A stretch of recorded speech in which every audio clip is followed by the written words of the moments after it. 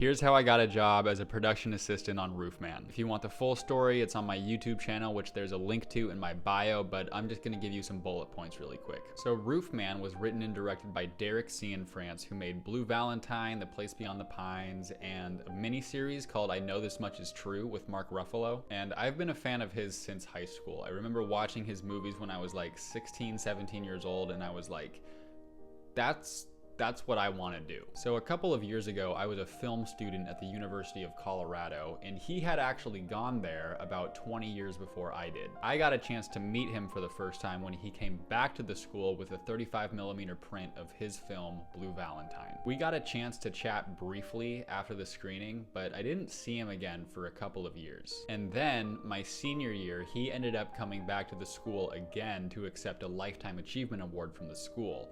And I just so happened to win an award that night for a movie that I made, and he ended up giving it to me. I got a chance to talk to him for a little while afterwards, and he was kind enough to give me his contact information, so I immediately sent him an email where I begged him for a job because I knew that he was going to be starting production on this movie in the fall. He got back to me and said that he watched my films and loved them, which is absolutely bonkers, and he offered me a job as a production assistant. So from October to December of 2024, I was in Charlotte, North Carolina, shooting Roofman with Derek and Channing and Peter and Ben Mendelsohn and Kirsten Dunst and everybody. Like, Keith Stanfield was there. It was nuts. And then a couple of weeks ago, they had a special screening in New York, which is where I live now.